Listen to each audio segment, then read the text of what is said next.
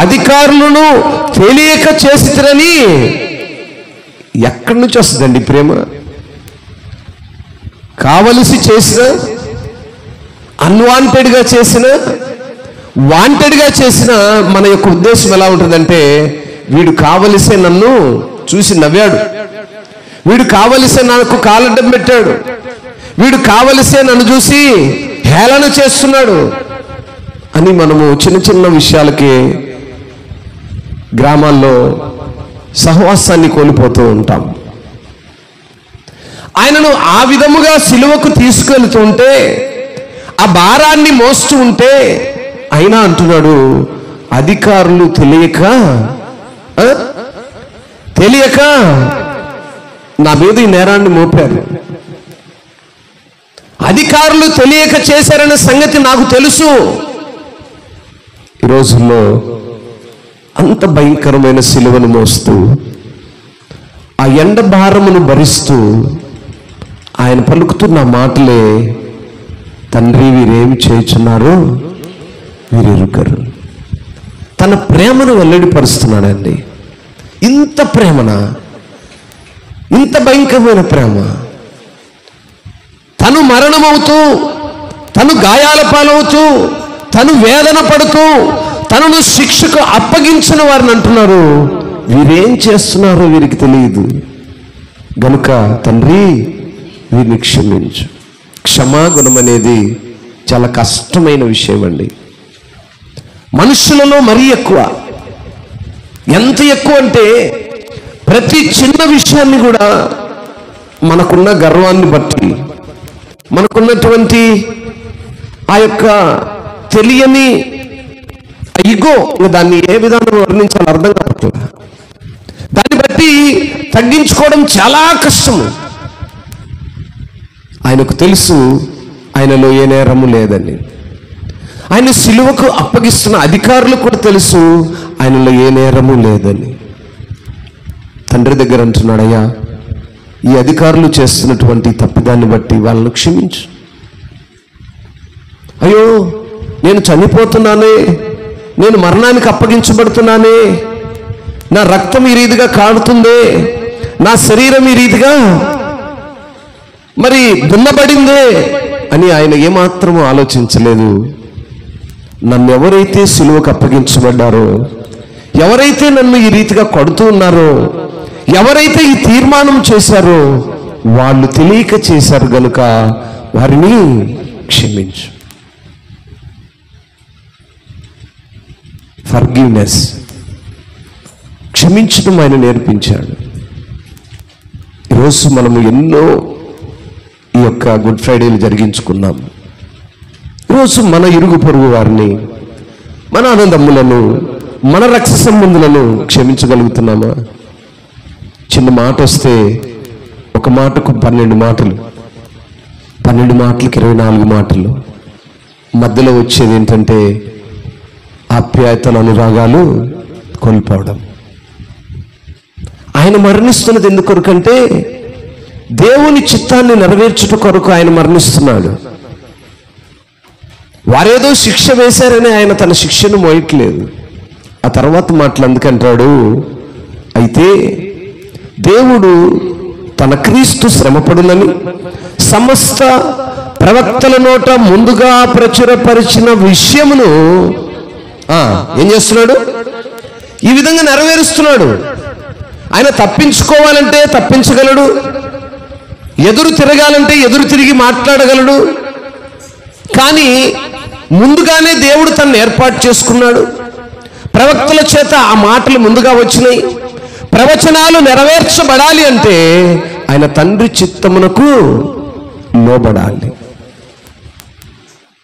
గనుకనే వారు ఏ విధముగా ఆయనను ఇబ్బంది పెట్టినను ఆయన నోరారా ప్రేమిస్తున్నాడు.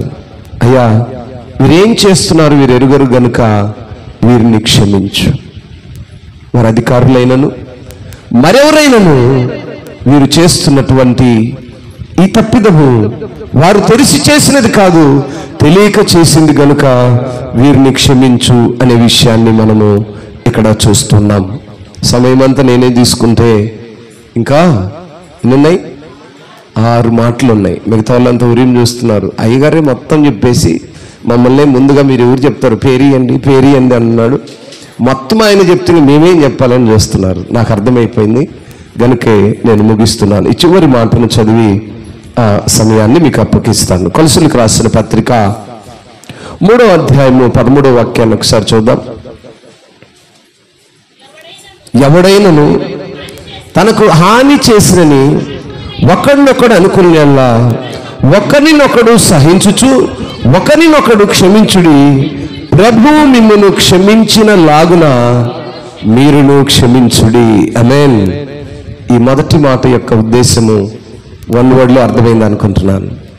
మీరు కూడా పెద్ద పుస్తకాలు తెరిచి డిక్షనరీలు డైరీలు తెరవకుండా 1-2 మాటల్లో క్లుప్తముగా అర్థమయ్యేలాగున, ఒక మాటలోనే సారాంశము తెలియపరచబడులాగున దేవుడు మిమ్మల్ని నడిపించునుగాక. ఈ మాటను మనం జాగ్రత్తగా గమనించినప్పుడు మనకెవరైనా హాని చేయాలని, మన ఎడల ఎవరైనా దుర్మార్గంగా ప్రవర్తిస్తున్నారని నువ్వు ఎరుగుంటే ప్రార్థన చేయి, క్షమించే అనుభవాన్ని నేర్చుకో. అలా ఉన్నప్పుడే అందుకే అంటున్నాడు, ప్రభువు మిమ్మల్ని క్షమించినలాగున మనము కూడా వారిని క్షమించాలి. దేవుడు మనల్ని క్షమించాడా లేదా? ఏ అపరాధము చేయని ఆయనను మన పాపముల కొరకు ఆయన అప్పగించబడ్డాడు, సిలువ వేయబడ్డాడు, శ్రమను అనుభవించాడు.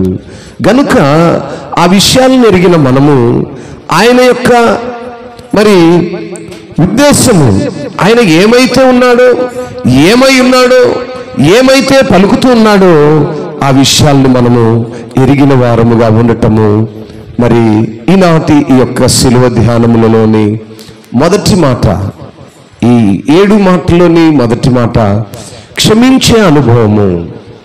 ఎదుటివారి ఎడల అనవసరముగా మనము నిజమేంటో అబద్ధమేంటో ఎరుగుక కొందరిపై మనం నిందలు వేస్తుంటాం. నిజాన్ని తెలుసుకోవడం కష్టము, లేట్ అవుద్ది. అబద్ధం ఫాస్ట్గా వచ్చేస్తుంది. కాబట్టి ఏం చేస్తామంటే ఇమీడియట్గా రివర్స్ అయిపోతుంటాం. కనుక నిజము కొంచెం నిలకడగా వస్తుందనే విషయం మనకు కూడా తెలుసు. కాబట్టి నిజాన్ని తెలుసుకునేంత వరకు క్షమించే గుణం కావాలి.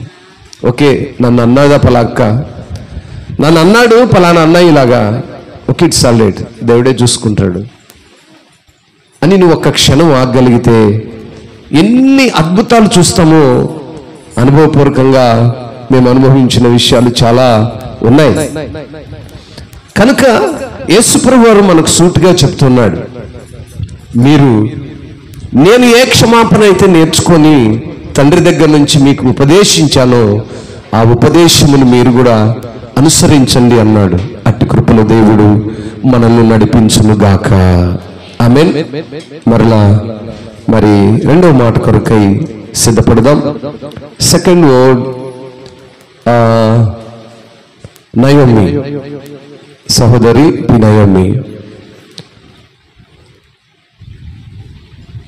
ప్రేమతో ప్రాణమును అర్పించినావు, శ్రమల సంఖ్యలైనా శత్రువులు కరుణించు వాడవు నీవే.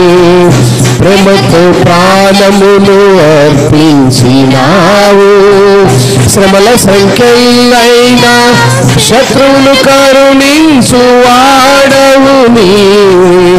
శూరులు నీ ఎదుట వీరులు కారన్నడు, జగతిని జయించిన జయశీలుడా. శూరులు నీ ఎదుట వీరులు కారన్నడు, జగతిని జయించిన జయశీలుడా. సర్వయుగములలో సజీవుడవు, సరిపోచగలనా నీ సామర్థ్యమును, కొనియాడదగినది నీ దివ్య తేజం. నా ధ్యానం నా ప్రాణం నీవే యేసయ్యా, నా ధ్యానం నా ప్రాణం నీవే యేసయ్యా. 2వ మాట, నేడు నీవు నాతో కూడా పరదేశంలో ఉందువు. లూకా సువార్త 23వ అధ్యాయము 43వ వాక్యం. మాట్లాడే ప్రతి వారు కూడా టైం చూసుకోండి. 15 minutes కాగానే మీ మైకులు మీకుగా మీరు ఆఫ్ చేయాలి, లేకపోతే అవి ఆగిపోతాయి, కరెంట్ పోద్ది. Right, okay. దేవుడు మేము దీవించుగాక. Praise the Lord. హల్లెలూయా. ఎన్నికలైన నన్ను ఏర్పరచుకొని ఈ దినమున నాకు ఇటువంటి ధన్యతనిచ్చిన దేవాతి దేవునికి వందనాలు. శిలువ ధ్యానములో గుడ్ ఫ్రైడేకి ప్రార్థనకు కూడి వచ్చిన మీ అందరికీ నా హృదయపూర్వక వందనాలు. మొదటి మాటను మనం విని ఉన్నాం. రెండవ మాటను యేసుక్రీస్తు ప్రభువు కలువరి శిలువలో పలికిన రెండవ మాట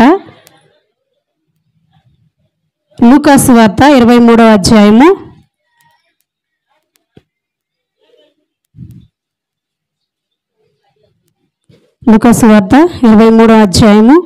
43వ వచనం. అందుకు ఆయన వానితో, నేడు నీవు నాతో కూడా పరదేశంలో ఉందువని నిశ్చయముగా నీతో చెప్పుచున్నాను. దయచేసి వినండి. యేసుక్రీస్తు ప్రభువు సిలువలో ఎన్ని మాటలు పలికి ఉన్నాడు? 7 మాటలు కదా.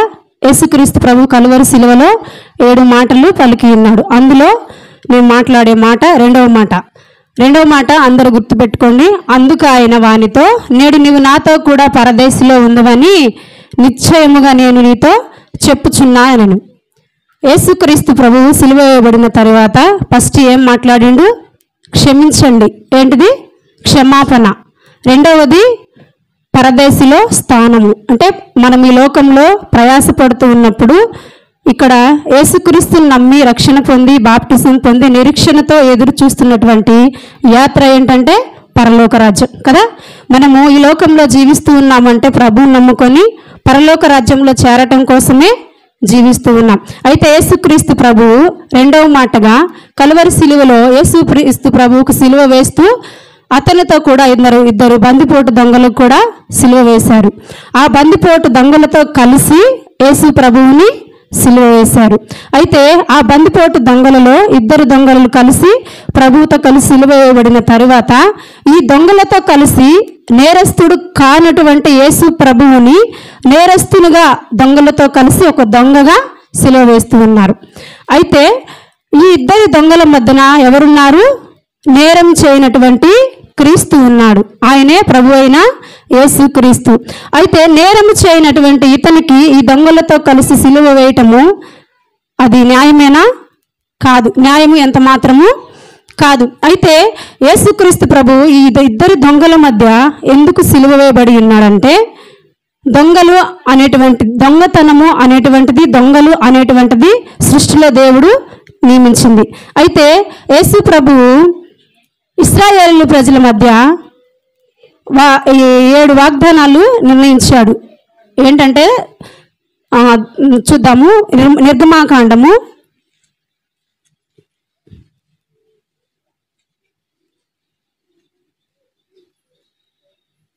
20వ అధ్యాయము 15వ వచనం. దొంగిల కూడదు కదా. ముందుగానే ఏం చెప్పాడు యేసు ప్రభువు?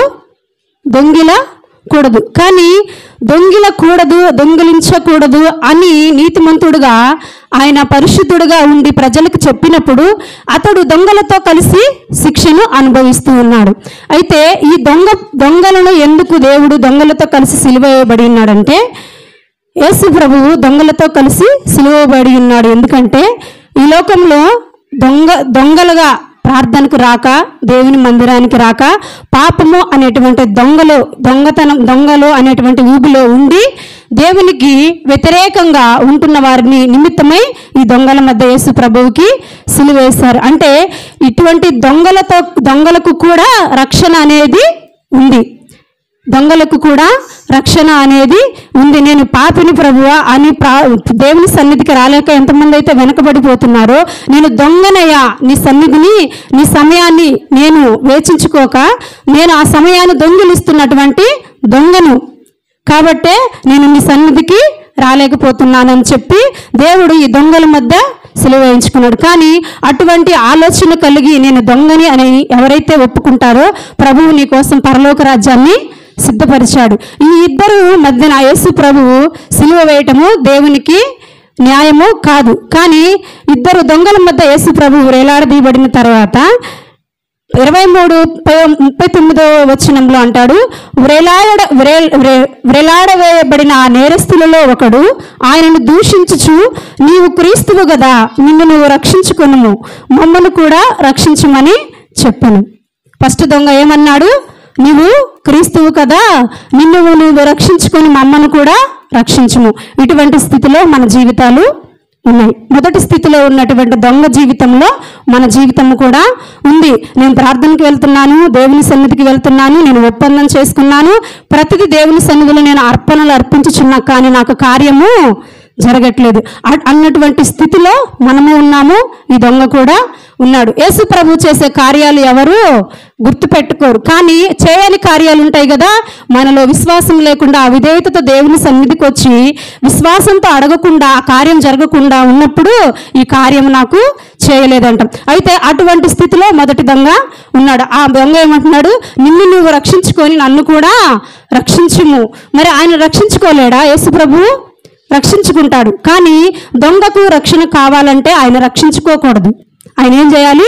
రక్షణ కావాలంటే ఆయన రక్షించుకోకూడదు. ఆయన రక్షించుకొని ఆయన సేఫ్గా పరలోకానికి వెళ్తే దొంగ నరకంలోకి వెళ్ళిపోయింది. కాబట్టి ఆ దొంగను రక్షించడం కోసమైనా దొంగల మధ్య శిక్ష అనుభవిస్తూ ఉన్నాడు.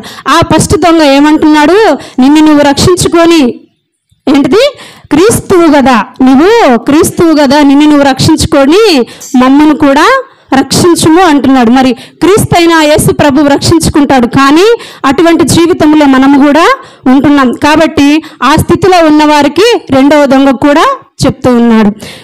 అయితే రెండవ వాడు వారిని గద్దించి, నీవు అదే శిక్షా విధిలో ఉన్నావు గనుక దేవునికి భయపడవా. మరి ఇతను కూడా దొంగే కదా. వీరిద్దరు ఏంటి? బందిపోటు దొంగలు. ఒక మనిషిని కత్తితో పొడిచి చంపి జైలుకి వెళ్ళినటువంటి దొంగలు. మరి వీరిద్దరు దొంగలే కదా. వీరిలో ఉన్న మనసు ఇద్దరిది ఈ దొంగతనం వల్లనే ఈ శిక్షలోకి వచ్చారు. అయితే వీరిద్దరికి మనసు ఒకటే రీతిగా ఉండాలి కదా, ఎందుకంటే ఇద్దరు దొంగలే కాబట్టి. కానీ మొదటి వ్యక్తికి రక్షణ లేదు, రెండో వ్యక్తికి కూడా రక్షణ ఉందా? రక్షణ ఉంటే యేసుక్రీస్తుతో పాటు సిలువ వేయబడతాడా? లేదు, ఆ రక్షణ లేదు. వీళ్ళిద్దరికీ శిక్ష న్యాయమే. అయితే యేసు ప్రభువుకి శిక్ష న్యాయము కాదు. ఆ మొదటి వ్యక్తిని అంటున్నాడు రెండో వ్యక్తి, నీవు దేవునికి భయపడవా. ఆ కలువరి సిలువలో సమయం లేదు అతను రక్షింపబడి మారు మనసు పొందుటకు. ఆ ఇద్దరి దొంగలకు సమయం అనేది లేదు.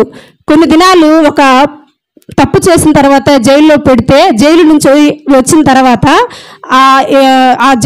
ఆ శిక్ష అనేది ఆ కోర్టులో వేసిన అటువంటి ఆ కేసు అనేది వెనక్కి తీసుకోకపోతే వాళ్ళు చెప్పిన విధానాన్ని బట్టి వాళ్ళకి తీర్పిస్తారు. అయితే వారికి ఆ తీర్పు వచ్చింది ఆ దినమున, ఎందుకంటే వీరిద్దరిని శిక్షించాలి. ఆ శిక్షలో యేసు ప్రభువు కూడా ఉన్నాడు. వీరిద్దరిని శిక్షించాలి కాబట్టి వీరేం చేశారు? నేరం చేశారు. కాబట్టి వీరిద్దరిని శిక్షించాలి. ఆ శిక్షా విధిలో లాస్ట్ చివరిలో ఉన్నప్పుడు వీళ్ళకి ఏంటిది? మరణమే సాధ్యము. ఇంకా ఆ కలువరిగిరి నుంచి ఆ దొంగలిద్దరు దిగి బాప్టిసం తీసుకొని మారు మనసు పొంది యేసు ప్రభు దేవుడని చెప్పటానికి సమయం అనేది లేదు. ఎందుకంటే వారు చివరి దశలో, అంటే చివరి రోజుల్లో ఉన్నారు. ఒక 2-3 గంటల సమయాల్లో వారికి శిక్ష పడుతుంది. ఆ సమయంలో అంటున్నాడు, ఈ ఇద్దరు దొంగల మధ్యన ఒక దొంగ ఏమంటున్నాడు? నువ్వు క్రీస్తువైతే నిన్ను నువ్వు రక్షించుకో అని ఒక దొంగ అంటున్నాడు. ఇంకొక దొంగ ఏమంటున్నాడు? అయితే రెండవ వాడు మనని గద్దించి ఏమన్నాడు? గద్దించాడు, భయపెట్టాడు, అరిచాడు. ఏమని? ఆయన యేసు ప్రభువు నీవు క్రీస్తువైతే ఉన్నావు గనుక నువ్వు దేవుని అయితే, రెండవ వాడు వారిని గద్దించి, నువ్వు అదే శిక్షా విధిలో ఉన్నావు గనుక దేవునికి భయపడవా. కలువరి సిరిలో దొంగ ఏం చేశాడు? ఆ యొక్క యేసుని దేవునిగా గుర్తుపట్టాడు, దేవునికి భయపడ్డాడు. మొదటి వ్యక్తి భయపడలా, రెండవ వ్యక్తి భయపడ్డాడు. కానీ మనది ఈ రోజుల్లో ఒక వ్యక్తి వచ్చి దేవునికి భయపడవా అంటే మొదటి వ్యక్తిలాగా ఏమంటాం మనము? మొదటి దొంగలాగా, నువ్వు ముందు నీ భక్తి నువ్వు చూసుకో, తర్వాత నాది ఆలోచించు అంటున్నాడు. కానీ మొదటి దొంగని ఏమన్నాడు? రెండో దొంగ, నువ్వు దేవునికి భయపడవా అంటున్నాడు. ఈ దినాల్లో దేవునికి మనము భయపడాలి. ఎందుకంటే ఆ దొంగ స్థితిలో ఉన్నటువంటి ఆ రెండవ దొంగకి దేవుడు పరలోక రాజ్యంలో చోటిచ్చాడు. వారిని గద్దించి నువ్వు అదే శిక్షా విధిలో ఉన్నావు గనుక దేవునికి భయపడవా? మనకైతే ఇది న్యాయమే, మనము చేసిన వాటికి తగిన ఫలము పొందుచున్నాము గాని ఈయన ఏ తప్పిదము చేయలేదని చెప్పి తన నోటి నుండి ఆ రెండవ దొంగ తన నోటి నుంచి తన పాపాన్ని ఒప్పుకున్నాడా లేదా? ఈ శిక్ష మనకైతే సాధ్యము, ఎందుకంటే మనము దొంగలము కాబట్టి మనకి ఈ మరణ శిక్ష సాధ్యమే, ఈ సిలువ వేయబడటం మనకు సాధ్యమే. కానీ ఆయనకు మాత్రం ఈ శిక్ష సాధ్యము కాదు, ఎందుకంటే అతడు ప్రభువు క్రీస్తు ఏ నేరము చేయలేదని పరలోక రాజ్యంలో 2 చేతులు యేసు ప్రభు కలువరి కిరీలో 3 మ్రేకుల మధ్య వేలాడదీయబడుతూ ఆ అటుపక్క ఒక దొంగ ఇటుపక్క ఒక దొంగ ఇద్దరి మధ్యన యేసు ప్రభువు సిలువ వేయబడినాడు. అయితే ఆయన ఏమంటున్నాడంటే చూడండి 42వ అధ్యాయము, ఏ తప్పుదము చేయలేదని మొదటి దొంగతో రెండో దొంగ చెప్తూ ఉన్నాడు. ఈ శిక్ష మనకైతే సాధ్యమే, కానీ ఈ ప్రభు ఏ తప్పు చేయలేదు, ఇతనికి ఈ శిక్ష సాధ్యము కాదు అని మొదటి దొంగకు రెండవ దొంగ చెప్తూ ఉన్నాడు. ఆయనను చూచి యేసు నీ రాజ్యంలోనికి వచ్చినప్పుడు నన్ను జ్ఞాపకం చేసుకోమని చెప్పాను. రెండవ దొంగకు మారు మనసు రక్షణ అనేటువంటి ఆలోచన, ఈయన ప్రభువు, ఈయన యేసు ప్రభువు అని నిజంగా నమ్ముకొని ఆయన అప్పుడు పశ్చాత్తాపడుతున్నాడు. ఎందుకంటే ఆ కలువరికి సిలువలో సమయం లేనప్పటికీ ఆ రెండో దొంగ ఏం చెప్తున్నాడు, ఈయన ప్రభువు, ఈయన క్రీస్తు, ఈయనలో ఏ పాపము లేదు, ఈయన నిజంగానే దేవుడు కనుక ఈయన పరలోక రాజ్యంలో ఖచ్చితంగా వెళ్తాడు అని చెప్పి ఆ రెండవ దొంగ ఆ క్షణాన్నే మారు మనసు రక్షణ పొందుకున్నాడు. ఈ లోకంలో మారు మనసు రక్షణ అంటే నీటైనటువంటి బాప్టిజం ద్వారా మన పాపములు కడుగు వేయబడిన తర్వాత మనం బలలో చేయబోతాం. కానీ ఈ దొంగ రక్షించబడి ఉన్నాడా? ఈ దొంగ మారు మనసు పొందాడా? కలువరి సిలువ నుంచి దిగి వచ్చి ఆయన బాప్టిజం పొంది ఉన్నాడా? పొందలా. ఎందుకంటే తనకి సమయం లేదు గన తనకి బాప్టిజం పొందల. కానీ యేసు ప్రభు మాత్రం పరలోక రాజ్యంలో స్థానం ఇచ్చిండు. ఆ సమయం లేకనే స్థానం ఇచ్చిండు. మనకైతే సమయం ఉంది, కానీ దేవుణ్ణి ముందు పెట్టుకొని మనము తన్నుకొని వెళ్ళిపోతాం. మారు మనసు పొంది రక్షించబడి పాత్రలో చేయవేసేవారు ఎలా ఉంటారంటే ఒక గుంపుగా కూడి దేవుణ్ణి ఆరాధిస్తారు. అయితే మనం ఏం చేస్తున్నాం తెలుసా? పాత్ర మన దగ్గరకు వచ్చినప్పుడు నేను తీసుకోను అని యేసు ప్రభు శరీరాన్ని పక్కకి నెట్టేస్తున్నాం. మనం యేసు ప్రభు రక్తాన్ని శరీరాన్ని తీసుకునేటప్పుడు సిద్ధపడి ఒకే రీతిలో క్రమంగాను మర్యాదగాను యేసు ప్రభు పాత్రలో చేయి వేయాలి. ఎందుకంటే రక్షణ లేనటువంటి వ్యక్తికి, రక్షించబడినటువంటి వ్యక్తికి ఈ 2 దొంగల్లోనే వ్యత్యాసం ఉంది కదా.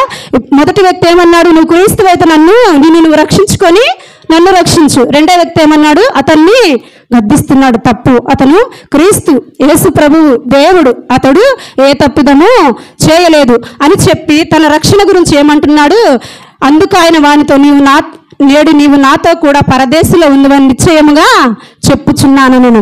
మన జీవితంలో రక్షణ ఉంటుంది కానీ పాత్రలో చేయి వేయం.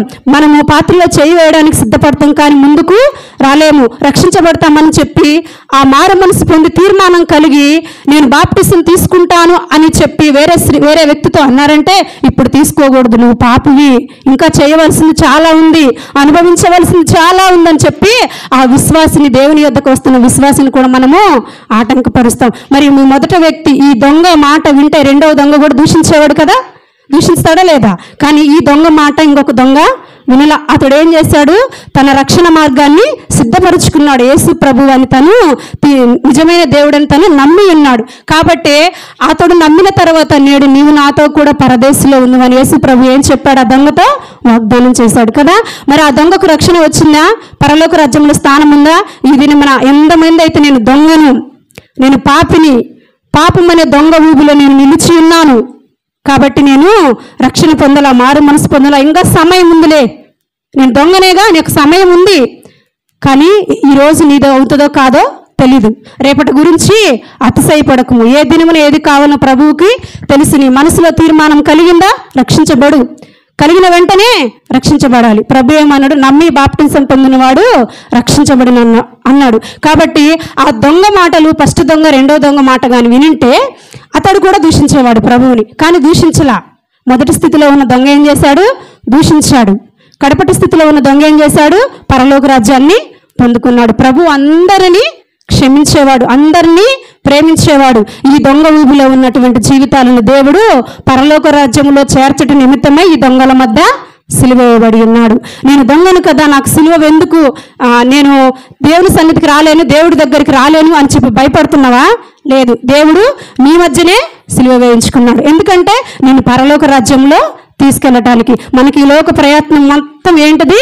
పరలోక రాజ్యంలో స్థానము సంపాదించుకున్నటకు. కాబట్టి దేవుడు రెండవ మాటగా పరదేశిలో పరలోక రాజ్యంలో దొంగకి స్థానం ఇచ్చి ఉన్నాడు, పరలోక రాజ్యంలో చోటిచ్చి ఉన్నాడు. నేడు నీవు నాతో కూడా పరదేశిలో ఉండు. నేడు నీవు నాతో అంటే ఈ రోజే నీవు నాతో కలిసి పరలోక రాజ్యంలో ఉన్నాడు. కాబట్టి మొదటి దొంగ వలె దూషించకుండా ప్రభువుని, మొదటి దొంగ వలె ఏమి దేవుడు అనకుండా, మొదటి దొంగ వలె నువ్వు బోమ్మ ప్రార్థనకి తర్వాత నేను వస్తాను అని అనకుండా, ఈ రెండవ దొంగ వలె మొదట ఏ స్థితిలో ఉన్నావో గ్రహించుకొని, రెండవ దొంగ వలె ప్రభు క్రీస్తుని తెలుసుకొని మారు మనసు పొంది రక్షించ పొంది ప్రభు వల్ల నీ దగ్గరకు వచ్చినప్పుడు దాన్ని త్రోసివేసి పక్క వారితో పంచకుండా దానిలో చేయి వేసేటువంటి దొంగ వలె మనము ఉండాలి. కాబట్టి యేసు ప్రభు రెండవ దొంగకి పరలోక రాజ్యంలో స్థానం ఇచ్చి ఉన్నాడు. ఇటువంటి దొంగ స్థితిలో ఉన్నటువంటి ప్రతి బిడ్డ ఎవరైతే నేను దొంగను అని దేవుని సన్నిధికి దూరంగా ఉంటున్నాడో ప్రభు నీ మధ్యలోనే సిలువ వేయబడి ఉన్నాడు.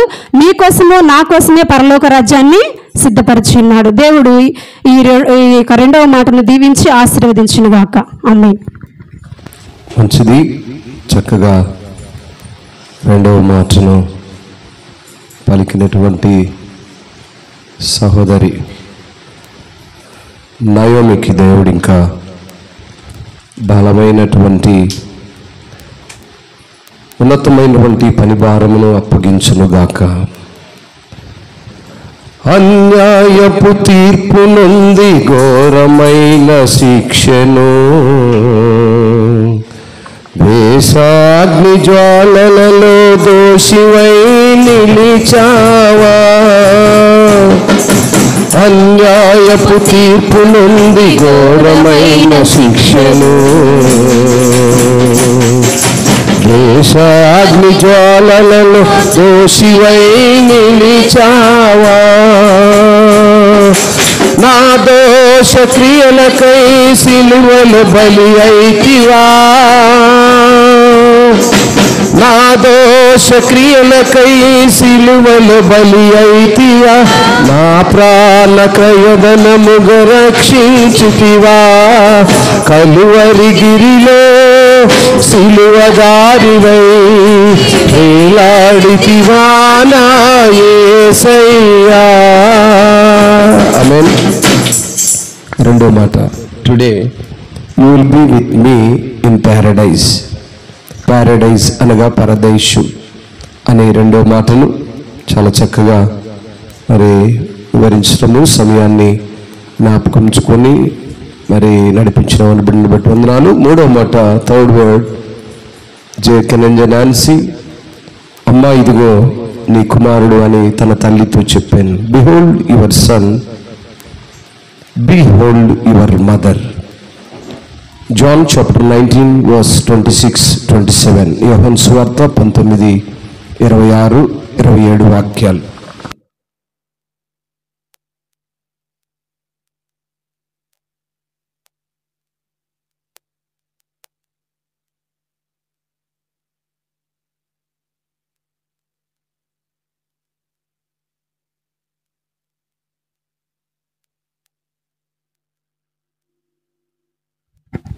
దేవుని పరిశుద్ధ నామంలో మీ అందరికీ నా హృదయపూర్వకమైన వందనాలు.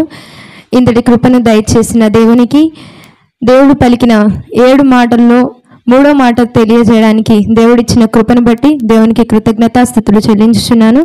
3వ మాట, అమ్మా ఇదిగో నీ కుమారుడు అని తల్లితో చెప్పెను. The third word spoken by Jesus, behold your son, behold your mother. John chapter 19 verse 26-27. చదివి సహాయం. యేసు తన తల్లియు తను ప్రేమించిన శిశువుడును దగ్గర నిల్చుండి చూచి, అమ్మా ఇదిగో నీ కుమారుడు అని తన తల్లితో చెప్పెను. తర్వాత శిశువుని చూచి, ఇదిగో నీ తల్లి అని చెప్పెను. ఆ గడియందు ఆ శిశువుడు ఆమెను తన ఇంట చేర్చుకొనెను.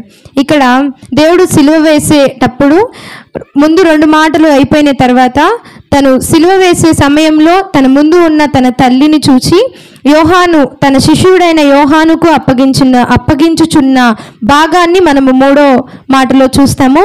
ఇక్కడ ఇదిగో నీ కుమారుడు అనే తల్లితో చెప్పి యోహాన్ను అప్పగించెను. తర్వాత యోహానుతో ఇదిగో నీ తల్లి అని అప్పగించెను. అంతటి సిలువ త్యాగంలో కూడా తన తల్లిని కానీ తన కుటుంబ వ్యవస్థను కానీ విడిచిపెట్టలేదు. అంతటి కుటుంబ విలువను, కుటుంబ బాధ్యతను దేవుడు ముందుండి నడిపించినాడు. Jesus saw his mother and displays his loved standing there. So he said his mother, he is your son. Then he said to displays, she is your mother. ఇదిగో నీ కుమారుడు, ఇదిగో నీ తల్లి అని దేవుడు తన తల్లి అయిన మరియాకు చెప్పడము, అలాగే యోహానుకు తన తల్లి అయిన మరియాని అప్పగించడము ఈ 3వ మాటలో మనం చూస్తాము. ఇది చాలా ఆప్యాయతకు గుర్తుగా ఉన్న మాట. This is very affectionist word. మనము ఈ సిలువ ద్వారా నేర్చుకోవాల్సిన 2 అంశాలను నేను చెప్పి నా మాటలు ముగించాలని ఆశించుచున్నాను. ముందుగా మనము ఈ 3వ మాటలో నేర్చుకోవాల్సినది మన తల్లిదండ్రులను సన్మానించడం. ఎప్పుడు కూడా మన తల్లిదండ్రులను విడిచిపెట్టక, ఎటువంటి పరిస్థితుల్లో అయినా వాళ్ళని విడిచిపెట్టక వాళ్ళని సన్మానించాలి అనేది మనం ఈ 3వ మాటలో నేర్చుకుంటాము. Ephesians chapter 6 verse 1. పిల్లలారా ప్రభునందు మీ ప్రభునకు మీ తల్లిదండ్రులకు విధేయులై ఉండిడి, ఇది ధర్మమే. మీకు మేలు కలుగునట్లు మీ తల్లిని సన్మానింపుము, అప్పుడు నీవు భూమి మీద దీర్ఘాయుష్మంతుడవుదువు. ఇది వాగ్దానంలో కూడిన ఆజ్ఞలో మొదటిది. This is the one of Christian duty.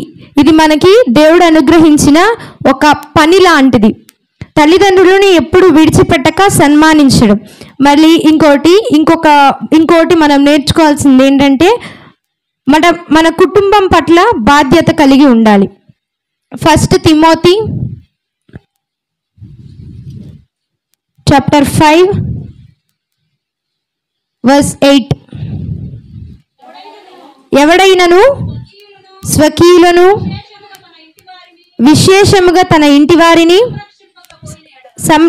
సంరక్షించకపోయిన ఎడల వాడు విశ్వాస త్యాగము చేసిన వాడై అవిశ్వాసి కన్నా చెడ్డవాడై ఉండును. ఏమై ఉంటాము? మనము కుటుంబం పట్ల బాధ్యత లేనప్పుడు అవిశ్వాసి అయినను చెడ్డవాడై ఉండును అని వాక్యంలో మనకి తెలియజేస్తూ ఉన్నారు. అలాగే ఇంకొకటి చూసినప్పుడు మనమందరము క్రీస్తులో కుటుంబ సభ్యులమై ఉన్నాము అని దేవుడు తెలియజేస్తున్నాడు. గలతియన్స్ చాప్టర్ 3 వర్స్ 28.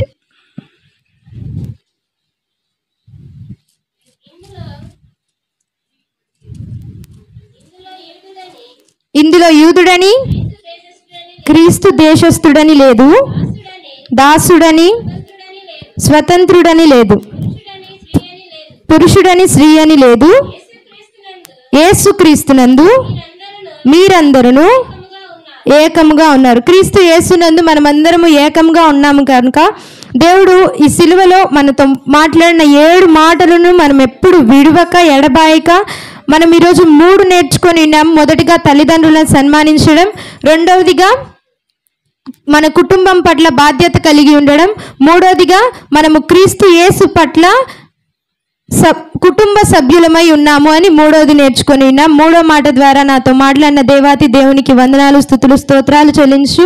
ఈ సమయం ఇచ్చిన దైవజనులకి నా హృదయపూర్వకమైన వందనాలు. Praise God. పాలుగారు దేహము పైన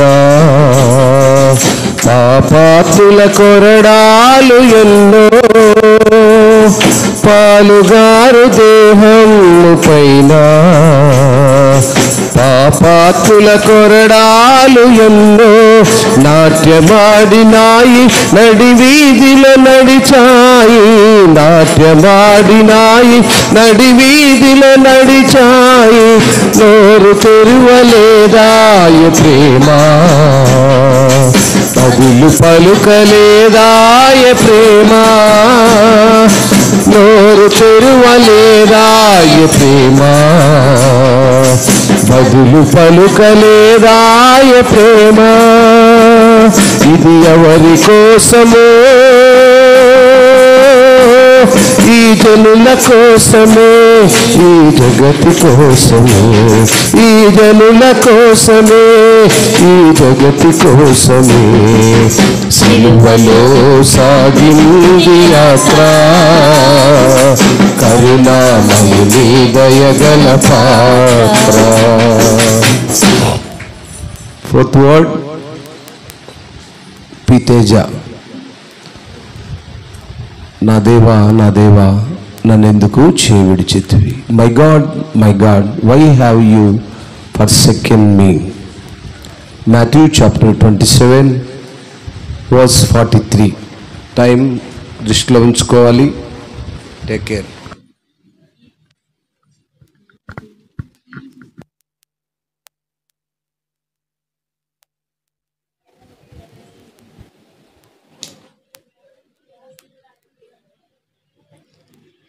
ఎన్నిక లేని నన్ను ముందుగా దేవుడు ఎన్నిక చేసుకొని ఈ స్థితిలో ఇంత శ్రేష్టమైన అవకాశాన్ని అనుగ్రహించిన ఆ దేవాది దేవునికి నా వందనాలు. ఈ అవకాశాన్ని, ఈ సమయాన్ని ఇచ్చిన అయ్యగారికి నా వందనాలు. చేరి వచ్చిన మీ అందరికీ నా వందనాలు తెలియజేస్తూ, ముందుగా మనము ముందు 3 మాటలు తెలియజేసుకున్నాం. మొదటి మాట ఏంటి? తండ్రి, వీరేం చేయుచున్నారో వీరెరుగను కనుక వీరిని క్షమించండి. రెండవ మాట, నేడు నీవు నాతో కూడా పరదేశిలో ఉండు అని దొంగతో పలికాడనమాట. అదే మాట మూడవ మాట, అమ్మ ఇదిగో నీ కుమారుడు, యోహాను ఇదిగో నీ తల్లి అని తెలియజేశాడు. అయితే నేను చెప్పబోయే మాట, 4వ మాట, ఏలి ఏలి లామా సబక్తా అని దేవుడు చెప్పాడనమాట. ఏమని? మత్తయి సువార్త 27వ అధ్యాయం 46వ వచనం. నా దేవా, నా దేవా, నన్నెందుకు చేయి విడిచితివి? మత్తయి సువార్త 27వ అధ్యాయం 46వ వచనం. ఇంచుమించు 3 గంటలప్పుడు యేసు ఏలి ఏలి లాబా సబక్తా అని బిగ్గరగా కేక వేసెను. ఆ మాటకు నా దేవా, నా దేవా, నన్నెందుకు చేయి విడిచితివని అర్థము. దేవుడు ముందుగా 3 మాటలు చెప్పాడు. ఏమని? ముందు 3 మాటలు పలికినది అది ఇతరుల కోసం. ఏమని? ప్రజల కోసం దొంగ రక్షింపబడటానికి తను పశ్చాత్తాపడ్డాడు కాబట్టి దేవుడు ఆ మాట అనేది చెప్పాడు. అయితే ఈ మాట అనేది తన కోసం, దేవుడు తన కోసం ఏమని, ఆ యొక్క ఆవేదన, నన్నెందుకు దేవా ఇన్ని శ్రమల్లో ఉండి కూడా నన్నెందుకు నువ్వు చేయి విడిచావు, నన్ను ఇంత శ్రమల్లో ఉన్నప్పుడు కూడా నన్ను చేయి విడిచావు ప్రభువా అని దేవుడు పశ్చాత్తాపడు. ఎవరితో? తండ్రితో. అయితే దేవుడు ఆ యొక్క మాటను తెలియజేస్తున్నప్పుడు ఆ యొక్క ఆవేదన, ఆ యొక్క ఆక్రోధన, తన ఆత్మఘోష దేవునికి వినపడులాగున దేవుడు బిగ్గరగా కేక వేశాడు. ఏమని? నా దేవా, నా దేవా, నన్నెందుకు చేయి విడిచితివి? ప్రభువా, నీవు తప్ప నాకెవరున్నారయ్యా అని దేవుడు వేడుకున్నాడు. అయితే కీర్తనలు 22వ అధ్యాయం 1వ వచనం. నా దేవా, నా దేవా, నీవు నన్నేలా విడనాడితివి?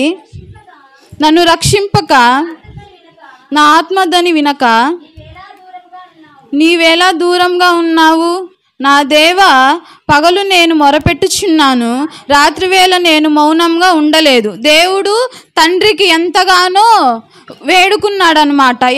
ఎన్ని శ్రమలు వచ్చినా, దేవుడు ఎన్ని బాధలు వచ్చినా, తండ్రికి మాత్రం ఏమాత్రము ప్రార్థన చేయడం కానీ, దేవుణ్ణి ఆరాధించడం కానీ, దేవుని వాక్యాలు తన ప్రజలకు చెప్పడం కానీ ఏమాత్రం ఆపలేదు, ఎన్ని శ్రమలు వచ్చినా కానీ దేవుడు ఆ యొక్క బాధ, ఆ యొక్క ఆవేదన, ఆ సిలువలో పలికిన మాట, నా నా దేవా నన్ను ఎందుకు చేయి విడిచితివి ప్రభువా, నేను ఈ స్థితిలో ఉన్నాను కదా, ఈ ప్రజలకే రక్షించబడుతున్నాను కదా, ఈ ప్రజల్ని రక్షించడానికే కదా నేను ఈ స్థితిలో ఉన్నది, నువ్వు నన్ను ఎలా చేయి విడిచితివని దేవుడి యొక్క ఆవేదన, ఆక్రోధన, ఆ యొక్క ఆత్మఘోష దేవుడు అనేది తెలియజేస్తున్నమాట. 2 కొరింథీ 5వ అధ్యాయం 21వ వచనం. ఎందుకనగా మనం ఆయన యందు దేవుడు నీతి అగునట్లు పాపమెరుగని ఆయనను మన కోసము పాపంగా చేసును. దేవుడు ఏ నీతి అయినా అంటే ఏదైనా దేవుడు అనేది ఏదైనా చెడు కార్యములు ఏమైనా చేశాడా? దేవుడు భూమి మీద బ్రతికినంత కాలము, ఆయన యవన కాలంలో ఉన్నంత కాలము దేవుడు ప్రజలను రక్షించి ఆయన సరైన మార్గంలో నడిపించడానికి దేవుడు ఒక మార్గాన్ని ఏర్పరచుకున్నాడు అనమాట. ఆ యొక్క ఈ ప్రజలు కానీ తప్పిపోతే నేను ప్రయాసపడినంత వ్యర్థమైపోద్ది అని దేవుడు మన కోసం రక్తాన్ని కార్చాడు, సిలువలో ఆయన ప్రాణాన్ని పెట్టాడు. నశించిన దాన్ని వెదకి రక్షించుటకు దేవుడు ఒక కుమారుడి వల్ల ఈ భూమి మీదకి వచ్చి దేవుడు మన కోసం ఆ యొక్క సిలువలో రక్తాన్ని కార్చారు. ఎవరి కోసం అండి? మన కోసం. ఆయన దూషించడానికి, ఆయనను ఆ సిలువ వేయటానికి ఆ ప్రజలు ఎంతోమంది తరలి వచ్చారు. అయితే ఆ బాధ, ఆ వేదన, ఆక్రోధన అనేది దేవుడి పట్ల ఎంతగానో ఆందోళన పరిచిందనమాట. అయితే దేవుడని పలికిన మాట, నా దేవా నన్ను ఎలా చేయి విడిచితి నువ్వు అని ఆ యొక్క బాధపడుతూ, తనకై తాను బాధపడుతూ దేవుడు తండ్రికి మొరపెట్టాడు. మనం ఏదైనా మన తండ్రి మనకు ఏదైనా చేయకపోతే, మన తండ్రి ఈ లోక సంబంధమైన తండ్రి మనకి ఏదైనా చేయకపోతే, ఏదైనా ఇతరులతో ఏదైనా మాట అన్నా, ఏదైనా బాధపడినా, దేవా నాకేంటయ్యా ఈ శ్రమ అని మనం అనుకుంటామా లేదా? అనుకుంటాము. నేనైతే తప్పకుండా అనుకుంటా. కానీ దేవుడు మాత్రం తన తండ్రితో కూడా అడుగుతున్నాడు అనమాట, ప్రభువా నాకేంటి నాయన ఈ శ్రమ, ప్రభువా నన్ను ఎందుకు నువ్వు చేయి విడిచితివి, నాతో నువ్వు ఉండొచ్చు కదా అయ్యా ప్రభువా, నన్ను ఇతరులను రక్షించడానికే కదా ప్రభువా నాకు ఈ తగిన శిక్ష అని దేవుడు ఆ యొక్క బాధపడుతూ పలికిన మాట ఏమని ఏలి ఏలి లామా సబక్తా అని. ఏలి అంటే నా దేవా నన్నెలా చేయి విడిచితివి అని అర్థం. అయితే దేవుడి యొక్క పలికిన మాట, ఆ యొక్క ఆవేదన, ఆ యొక్క బాధ అనేది తన తండ్రితో చెప్తున్నాడు అనమాట. ఏమని? మత్తయి సువార్త 27వ అధ్యాయం 27వ వచనం. అప్పుడు అధిపతి యొక్క సైనికులు యేసును అధికార మందిరంలోనికి తీసుకొని పోయి ఆయన యొద్ద సైనికులందరినీ సమకూర్చిరి. వారు ఆయన వస్త్రములు తీసివేసి ఎర్రని అంగీని తొడిగించి ముండ్ల కిరీటను అల్లి ఆయన తలకు పెట్టి, ఒక రెల్లు ఆయన కుడి చేతిలో నుంచి ఆయన ఎదుట మోకాళ్ళుని, యూదుల రాజా నీకు శుభమని ఆయనను అపహసించిరి. అయినా ఆయన బాధపడలేదండి. ఆయనను అపహసించిరు, ఆయనను తన ముఖం మీద ఉమ్ము వేశారు, ఆయనకు చేదు దాహాన్ని ఇచ్చారు, కానీ అయినా ఆయన బాధపడలేదు. కానీ ఈ మాట పలుకుతూ దేవుడు ఎంతగానో ఇస్కరియోదా దేవుని ముద్దు పెట్టుకొని ఆ కొండ మీద దేవుణ్ణి అప్పగించినప్పుడు ఆయన బాధపడ్డా? లేదు. కానీ దేవుడు ఈ మాటలో తెలియజేస్తుంది ఏమంటే, ప్రభువా నన్నెందుకు నువ్వు చేయి విడిచితివి అని దేవుడు పలికాడనమాట. అలాగనే మనం కూడా దేవుని పట్ల ఎంతో నమ్మకంగా, విశ్వాసంగా జీవించి మనము ఒకరికొకరు ఆత్మీయంగా ఉంటూ దేవుని పట్ల నమ్మకంగా జీవిస్తే దేవునికి చాలా సంతోషం అండి. దేవుడు నేనైతే నాన్సీ నైట్ వాక్యం చెప్పినప్పుడు మనం అందరము మన శత్రువులు మన ఎదుటకు వచ్చినప్పుడు మనం తగ్గించుకొని ఉండాలి. మనం ఎన్ని బాధలు వచ్చినా, ఎన్ని సమస్యలు వచ్చినా మనం ఓర్పుతో సహించేవాడు ధన్యుడు అని చెప్పింది. అయితే నేనైతే నా జీవితంలో రోజు శోధనలు ఎదురవుతుంటాయి. కానీ నా వివాహమైన తరువాత నేను చాలా మట్టుకంటే దేవునిలో చాలా బలపడ్డాను. దేవునిలో నా జీవితంకై నేను దేవునికి చాలా అంకితం చేసుకుని ఎన్నో సమస్యలు ఎదురొస్తుంటాయి. కానీ నేను ఎంతో ఓర్పుతో బ్రతుకుతున్నానంటే దేవుడు నా పట్ల అంత కార్యం జరిగిస్తున్నాడు. అదేవిధంగా దేవుడికి నేను ఎన్నో చెప్పుకుంటూ ఉన్నాను. దేవుడు అదేవిధంగా నా పట్ల కూడా ఎంతో కార్యం జరిగిస్తున్నాడు. అయితే దేవుడు కూడా నా విషయంకై చాలా కార్యం జరిగిస్తూ ఉన్నాడు కూడా. అయితే ఈ మాట తెలియజేయడానికి ఈ అవకాశం ఇచ్చిన పాస్టర్ గారికి మరొకసారి వందనాలు తెలియజేస్తూ ఈ చిన్ని వాక్యాన్ని దీవించి ఆశీర్వదించును గాక. Praise God. May God bless you. యవన బిడ్డలను దేవుడు బహుగా వాడుకుంటున్న విధానాన్ని బట్టి ఎంతో సంతోషిస్తున్నాం. మరి 5th వర్డ్, 5వ మాట దాహం. 5th వర్డ్ బి పింకీ, దాహం, ఐ థ్రస్ట్.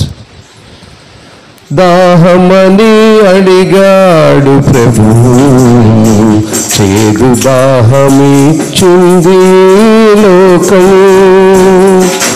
దాహమని అడిగాడు ప్రభువు, చేదు దాహమిచ్చింది లోకం.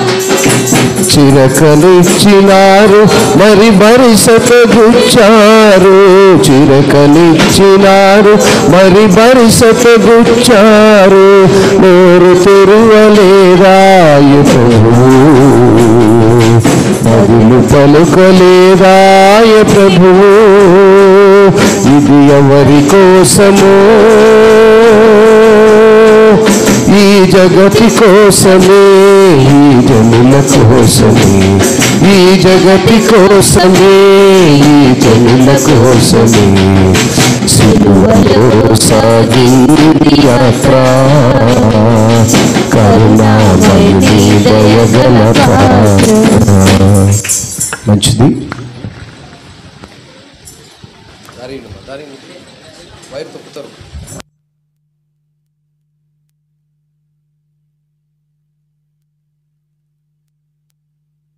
Fifth word, I thirst.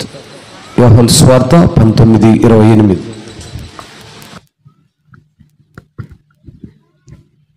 ఈ శుభ శుక్రవారం దినమున చేరి వచ్చిన మీ అందరికీ నా హృదయపూర్వక వందనాలు. నాకు ఈ అవకాశం ఇచ్చినటువంటి మన దైవజనులకు కూడా నా హృదయపూర్వక వందనాలు తెలియజేస్తున్నాను. ఇప్పటి వరకు మనం 4 మాటలని గూర్చి తెలుసుకున్నాము. ఇప్పుడు యేసుక్రీస్తు వారు సిలువపై పలికిన 5వ మాటను గురించి మనం తెలుసుకుందాం. యోహాను సువార్త 19వ అధ్యాయం 28-29 వచనాలు. అటు తరువాత సమస్తమును అప్పటికి సమాప్తమైనదని యేసు ఎరిగి, లేఖనము నెరవేరునట్లు నేను దప్పిగొనుచున్నానెను. చిరకతో నిండియున్న ఒక పాత్ర అక్కడ పెట్టి ఉండెను గనుక వారు ఒక స్పంజి చిరకతో నింపి ఇసోపు పుడకకు తగిలించి ఆయన నోటికి అందించిరి. ఇక్కడ 28వ వచనంలో చూసినట్లయితే, అటు తరువాత సమస్తమును అప్పటికి సమాప్తమైనదని యేసు ఎరిగి, లేఖనము నెరవేరునట్లు అనగా ఇక్కడ ముందు మనకి ఏం చెప్తుందంటే లేఖనము నెరవేరునట్లు అంటే ఈయన నేను సిలువపై దప్పిక కొనుచున్నాను అనే మాట ముందుగానే లేఖనంలో రాయబడుచున్నదని చెప్పి మనకి ఇక్కడ తెలుస్తుంది. లేఖనంలో ఎక్కడ ముందుగా రాయబడిందో చూద్దాం ఒకసారి. కీర్తనల గ్రంథం 22వ అధ్యాయం 15వ వచనం.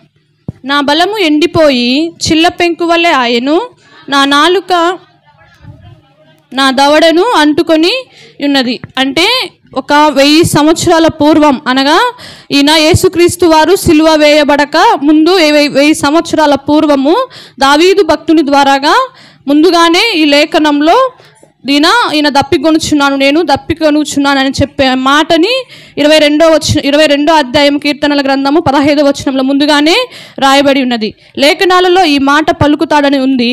లేఖనాలలో 2 చోట్ల ఈ మాట ఆయన పలుకుతాడని ఉంది. ఇంకొకసారి ఎక్కడుందంటే చూద్దాం. కీర్తనల గ్రంథం 69వ అధ్యాయం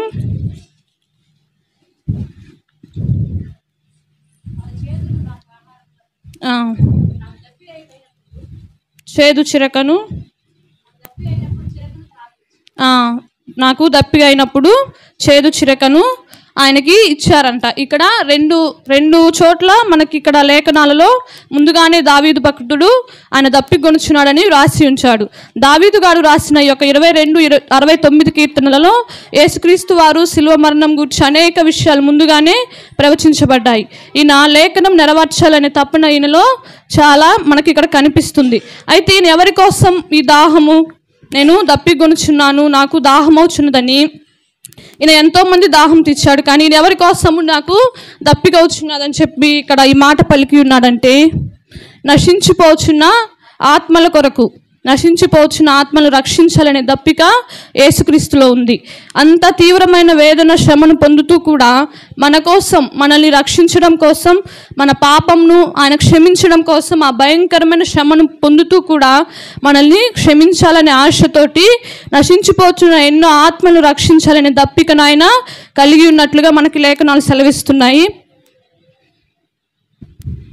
అయితే ఈయన ఎంతోమంది దాహాన్ని తీర్చినట్లుగా కూడా ఆనాడు మోషే ఇశ్రాయేల్ ప్రజలు అరణ్య ప్రాంతంలో ప్రయాణం చేస్తున్నప్పుడు ఆ ఇశ్రాయేల్ ప్రజలు మోషేపై సనుగుకున్నారు.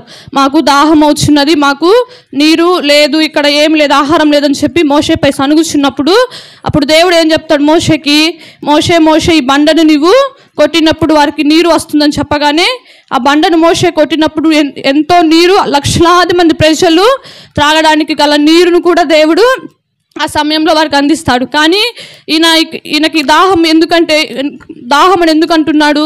ఆయన కొంచెం నీరు తాగి మళ్ళీ కొంచెం సేపు బ్రతకాలనే కాదు, ఎందుకంటే నశించిపోవచ్చిన ఆత్మలను రక్షించాలనే దప్పికను ఇక్కడ కలిగి ఉన్నట్లుగా మనకి తెలియపరుస్తున్నారు.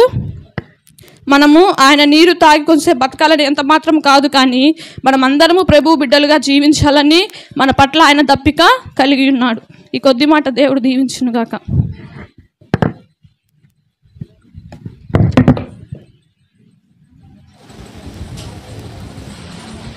May God bless you. I trust. 5వ మాటగా మనం ధ్యానం చేసుకున్నాము. 6వ మాటను మరి P Tabitha, it is finished. మరి మాటకు సిద్ధపడాలి. కలువరిలో నా పాపము పొంచి సిలువకు నిన్ను ఆహుతి చేసితిని, కలుషహరా కరుణించితివా, కలుషహరా కరుణించితివా, బాసిల్లెను సిలువలో పాప క్షమా, యేసు ప్రభు నీ దివ్య క్షమా, బాసిల్లెను సిలువలో పాప క్షమా. 6వ మాట యోహాను సువార్త 19వ అధ్యాయము 30వ వాక్యం. John chapter 19:30. It is finished. సమాప్తమాయను, సమాప్తము.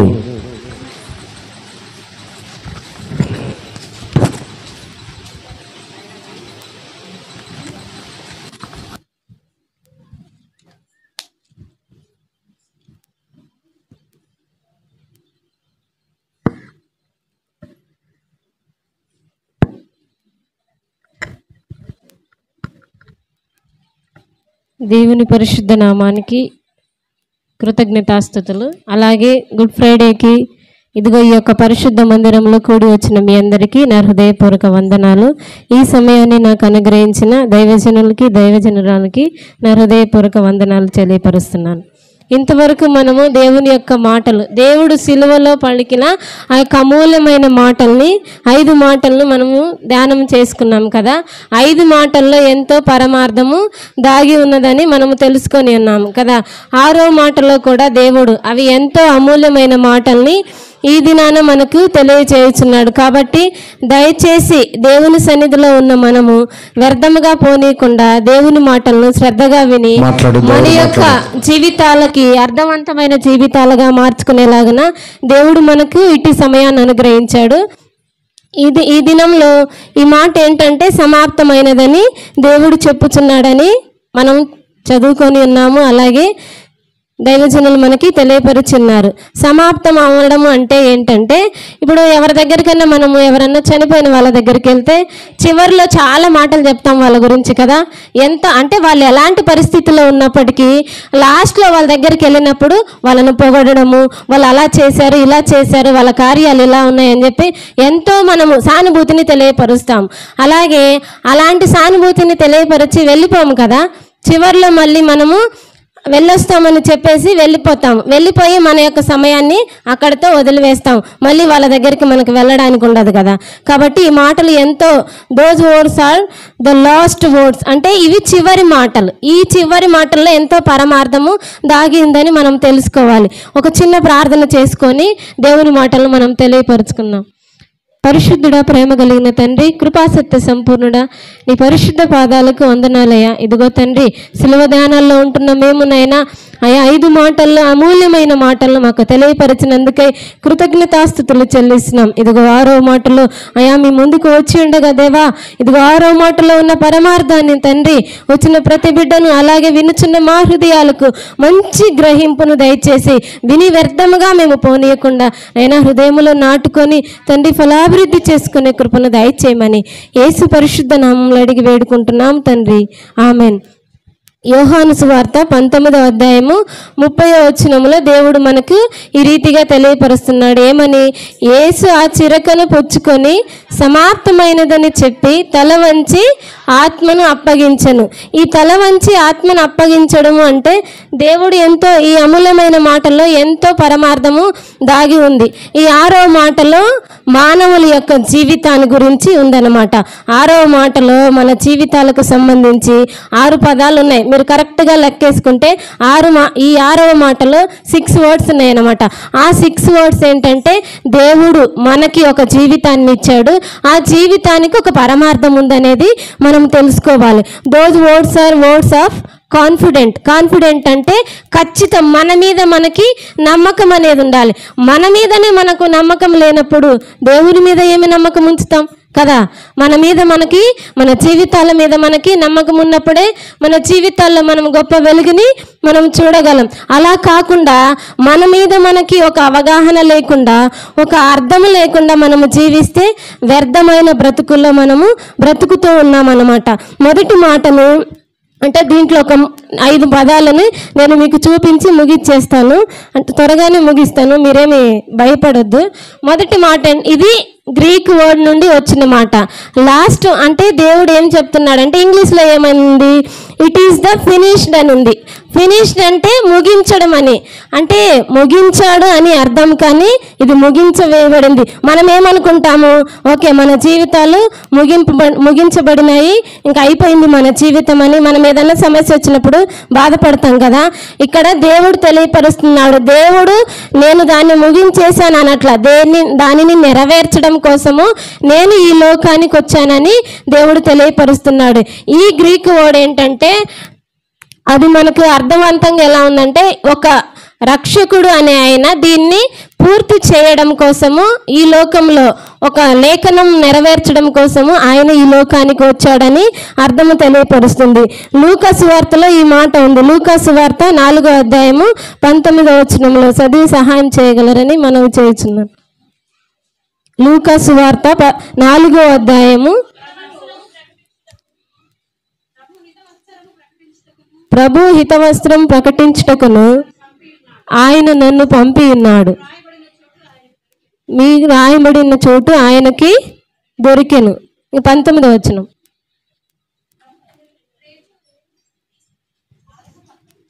4:18-19. ప్రభు ఆత్మ నా మీద ఉన్నది, బీదలకు సువార్త ప్రకటించుటకై ఆయన నన్ను అభిషేకించిన. చాలండి. ఇక్కడ మొదటి మాట ఏం తెలియపరుస్తున్నాడంటే, బీదలకి సువార్త ప్రకటించడం కోసము తండ్రి నన్ను కుమారునిగా ఎన్నుకొని ఈ లోకానికి పంపించాడని దేవుడు మనతో తెలియపరుస్తున్నాడు. సమాప్తమైనదంటే ఈ లోకంలో సమాప్తం అయిపోలేదు, కాకపోతే సమాప్తమైన దానికి ఇట్ ఈస్ ఫినిష్డ్ అంటే సమాప్తం అయినది దేనికి? లేఖనము నెరవేర్చడం కోసము, లేఖనములో ఉన్న ఆ పరమార్థాన్ని తెలియపరచడం కోసము దేవుడు ఈ లోకానికి నన్ను పంపాడు. ఎవరి కోసం పంపాడంటే బీదలము, మన జీవితాలని మార్చడం కోసము, మనకి సువార్తను ప్రకటించడం కోసము. సువార్త అంటే మంచి మాటలు, మన జీవితాలకు మంచి మాటలు వింటేనే కదా మన జీవితంలో ఒక సార్థకంగా జీవించడం గల, జీవించి అరీతిగా ఉంటామని. దేవుడు సత్యస్వరూపి అంటాము, దేవుడు మంచివాడు అంటాము. ఆ మంచివాడికి ఆ లక్షణాలు లేకపోతే మనకు అలవరించుకో, మనకి తెలియపరచడానికి ఎవరు ఉండరు కదా. మనకు తెలియపరచడం కోసమే ఆనాడు 2025 సంవత్సరాల క్రితమే దేవుడు ప్రవచనాత్మకంగా ఈ మాటల్ని మనకి తెలియపరిచి ఉన్నాడు. కాబట్టి మన జీవితాల్లో ఆయన మొదటిగా బీదలను రక్షించడం కోసము, బీదలకు సువార్త ప్రకటించడం కోసము ఈ లోకానికి వచ్చాను, అక్కడ నా పని అయిపోయిందని తెలియపరుస్తున్నాడు. The word did is the Jesus is confessed the word. యోహాను సువార్త 10వ అధ్యాయము 10వ వచనంలో ఈ మాట ఉంది. దేవుడు ఎంత చక్కగా అంటే, గొర్రెల కాపరి, గొర్రెల కోసం కదా దేవుడు. ఎవరు గొర్రెలు అంటే నువ్వు నేను. అక్కడ ఒకసారి చదవండి. దొంగతనమునకు, హత్యకును, నాశనము చేయుటకు వచ్చును గాని మరి దేనికిని రాడు. గొర్రెలకు జీవము కలుగుటకు, అది సమృద్ధిగా కలుగుటకును నేను వచ్చితినని మీతో నిశ్చయముగా చెప్పుచున్నాను. రెండవ మాట ఏంటంటే గొర్రెలము. ఇక్కడ గొర్రెలంటే నా జీవితాలను దేవుడు గొర్రెలుగా తీర్చిదిద్దాడనమాట. మన జీవితాల్లో మనల్ని దేవుడు, గొర్రెలంటే ఎంతో తగ్గింపు జీవితాన్ని కలిగి ఆయనకి ఎంతో ఇష్టమైన జీవితాలను జీవించాలని దేవుడు తెలియపరుస్తున్నాడు. జీవము వేరు, సమృద్ధి వేరు. జీవం అంటే మనము ఎలా అయితే మనం జీవిస్తున్నామో మన జీవితాలు రొటీన్గా జరిగిపోవడం, అలాగే సమృద్ధి అయిన జీవం అంటే నిజముగా మనకు ఒక జీవితం ఉంది, ఆ జీవితానికి ఒక పరమార్థం ఉంది, ఆ పరమార్థానికి తగినట్లుగా మనము జీవించాలనేదే ఇక్కడ సమృద్ధి అయిన జీవం అని దేవుడు మనకు తెలియపరుస్తున్నాడు. Living is a meaningful of life అంటే మన జీవితంలో ఒక అర్థవంతమైన జీవితాన్ని మనము జీవించాలి. యాజ్ ఏ క్రిస్టియన్స్గా అంటే మనము క్రైస్తవులుగా ఉంటున్నాము, కానీ క్రైస్తవ జీవితాల్లో మార్పు లేదు. మనం ఎలాంటి పరిస్థితిలో ఉన్నా, ఎలాంటి దౌర్భాగ్య స్థితిలో ఉన్నా కానీ దేవుడు మనల్ని నిజమైన బిడ్డలుగా, నిజమైన ఆయన యొక్క కుమారులుగా, కుమార్తెలుగా జీవించడం కోసము మనల్ని ఆయన ఏర్పాటు చేసుకున్నాడు. కాబట్టి మనము సమృద్ధి అయిన జీవము కోసము జీవించాలని దేవుడు ఏర్పాటు చేసుకొని ఉన్నాడు. అందుకోసము దేవుడు ఈ మాటను పలికి ఉన్నాడు. అలాగే లాస్ట్ మాట చెప్పుకొని ముగించుకుందాము. యోహాను సువార్త, యోహాను పత్రిక 3వ అధ్యాయము 8వ వచనం. ఆయన అక్కడ ఈ మాట తెలియపరిచింది. అపవాది క్రియలను లయపరచడం కోసము దేవుడు ఏం చేశాడు? ఈ లోకానికి వచ్చాడు. అపవాది మొదటి నుండి పాపము చేయుచున్నాడు గనుక పాపము చేయువాడు అపవాది సంబంధి. అపవాది యొక్క క్రియలను లయపరచుటకే దేవుని కుమారుడు ప్రత్యక్షమైన. ఇక్కడ దేవుడు క్లియర్గా తెలియపరుస్తున్నాడు. అపవాది ఏం చేస్తున్నాడు? ఫస్ట్ నుండే పాపము చేయడానికి, పాపపు క్రియలలోను, పాపపు బ్రతుకులోను, పాపపు తలంపులోనూ జీవిస్తున్నాడని తెలియపరిచాడు. అలాగే మన జీవితాలు అలా ఉండకూడదని చెప్పి దేవుడు ఈ యొక్క 6వ మాటలో ఉన్న పరమార్థాన్ని మనకు తెలియపరుస్తున్నాడు. ఇప్పుడు మనం పాపపు స్థితిలో ఉన్నప్పుడు పాపములోనే ఉండి పాపములోనే చనిపోతే, నరకానికి మనం క్యూ కట్టుకొని పాప బ్రతుకులోనే చనిపోతే దేవునికి ఇష్టం లేదు. కాబట్టే పాపపు జీవితాలలో ఉన్న మన బ్రతుకులను మార్చి పరిశుద్ధపరచి ఆయన సన్నిధిలో ఆయన బిడ్డలుగా జీవించాలని దేవుడు తెలియపరుస్తున్నాడు. రెండు మాటలు చెప్తాను, ఇందులో 2 మాటలు చెప్పి ముగించేస్తాను. Constructive work, destructive. అంటే ఒకటేమో నిర్మించటం, ఒకటేమో నాశనం చేయడం. నిర్మించేది ఎవరంటే దేవుని రాజ్యాన్ని నిర్మించడం కోసము యేసుక్రీస్తు మన కొరకు ఈ లోకానికి వచ్చి తన యొక్క సువార్తను ప్రకటించి మన బ్రతుకులని పరమార్థంగా, అంటే మనకి పరలోక రాజ్యం అనేది ఒకటి ఉంది, ఆ రాజ్యంలో మనము నిత్యం ఆయన సన్నిధిలో జీవించాలని చెప్పి దేవుడు మనకు తెలియపరిచాడు. డిస్ట్రక్టివ్ లైఫ్ అంటే, డిస్ట్రక్టివ్ వర్క్ అంటే మనం ఇక్కడ ఏంటంటే దేవుడు ఎప్పుడైతే మంచి పనులు చేయడానికి ఆయన బిడ్డలుగా ఏర్పాటు చేసుకోవడానికి ఇష్టపడుతున్నాడో, అలాగే సాతాను కూడా మన మీద తన ప్రభావాన్ని చూపి మన బ్రతుకులని, మన జీవితాలను, మన యొక్క ప్రతి ఒక్క నడవడికని దేవుని కంటే ముందుగా అది మన పక్కన చేరి మనలో ఉండి ప్రతి విషయానికి ఆటంకంగా మారి మన జీవితాలను పాడు చేయడానికి ఇష్టపడుతుంది. అలాంటి కార్యాలలో, అలాంటి జీవితాలతో, అలాంటి బ్రతుకుల్లో ఉన్న మనల్ని మార్చి ఆయన బిడ్డలుగా, ఇదిగో లేఖనం ప్రకారం నేను నీ కోసం ఈ యాగాన్ని చేశాను, ఈ యాగంలో నీవును పాలిభాగస్తురాలువై ఉండి నా కోసం ఒక అర్థవంతమైన జీవితాన్ని జీవించాలని దేవుడు మన కోసము ఇంత చక్కటి యొక్క మార్గాన్ని, ఈ యొక్క మాటను మనకు తెలియపరిచాడు. దేవుడు పాపులను ప్రేమిస్తున్నాడు, పాపాన్ని కాదు. పాపము చేసే ప్రతి ఒక్క బిడ్డను, నిన్ను నన్ను ఎలాంటి పాపపు స్థితిలో ఉన్నా కానీ, ఎంత ఘోరమైన దౌర్భాగ్య స్థితిలో ఉన్నా కానీ నిన్ను నన్ను మార్చాలని ఆయన ఇంకా సమయాన్ని ఇచ్చి ఇంకా తపనతో ఎదురు చూస్తున్నాడు. అలాగే పాపాన్ని ఆయన ఇష్టపడట్లా. పాపపు బ్రతుకులో ఉన్న మన జీవితాలను, మురికి గుడ్డలుగా ఉన్న మన జీవితాలను, దౌర్భాగ్య స్థితిలో ఉన్న మన జీవితాలను మార్చి ఆయన పరిశుద్ధపరచి, అలాగే ఆయన యొక్క బిడలుగా తీర్మానం కలిగి ఆయన యొక్క బిడలుగా జీవించాలని ఇష్టపడుతున్నాడు. ఈ గుడ్ ఫ్రైడే దినాన మనం ఇలానే ఉండకుండా, ఎన్నో గుడ్ ఫ్రైడేలు జరుగుతున్నాయి కదా, మనము ఈ యొక్క సమాప్తమైనదని మాట మనం అనేక మంది ఎవరైనా మన దగ్గరకు వచ్చి అడిగినప్పుడు ఏం చెప్తాం? సమాప్తం అనగానే అర్థం ఏంటి? అయిపోయింది, ముగించబడింది అనేది. ముగించడం కాదు, లేఖనం ప్రకారమే ముగించి వేశాడు, కానీ మన జీవితాలను ముగించలేదు. ఒకవేళ నిజంగా దేవుడు మనం పాపులమని, మీరు నాకొద్దు, మీ జీవితాలను నేను ఇష్టపడట్లేదు, వదిలివేస్తున్నానంటే మన బ్రతుకులు ఏమో కావాలి? మన జీవితాలు ఏమైపోవాలి?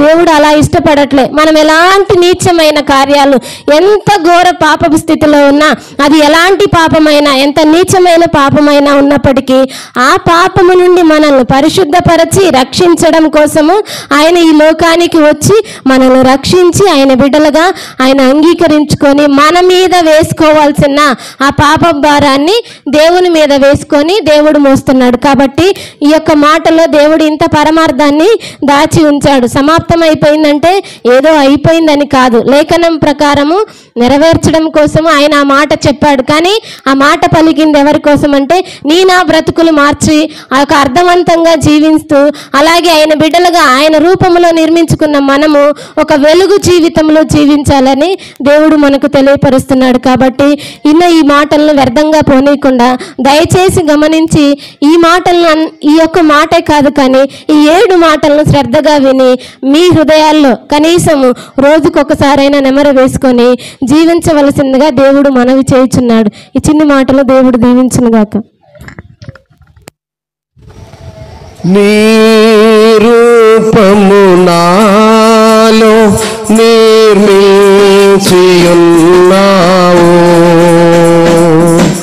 నీ పోలికతోనే నివసించుమన్నావు,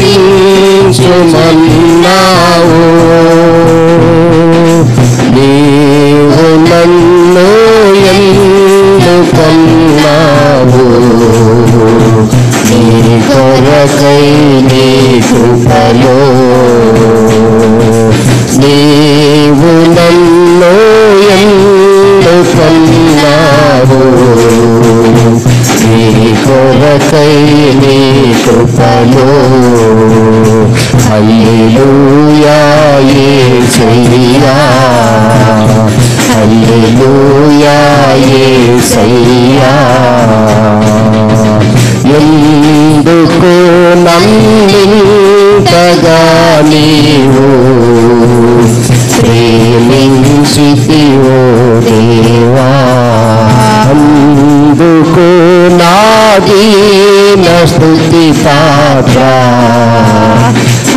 హల్లెలూయా యేసయ్యా, హల్లెలూయా యేసయ్యా.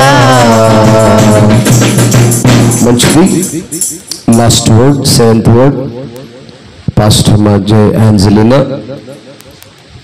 తండ్రి, నీ చేతికి నా ఆత్మను అప్పగించుచున్నాను. Father, into your hands I command my spirit. Luka సువార్త, లూక్ చాప్టర్ 23 verse 46.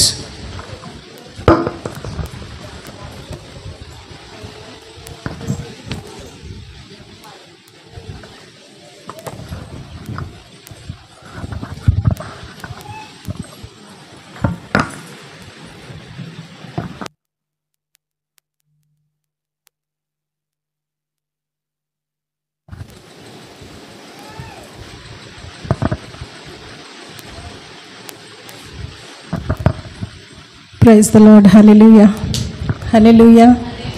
అలసిపోయారు బాగా కదా, అందరం అలసిపోయారా? లేదు కదా?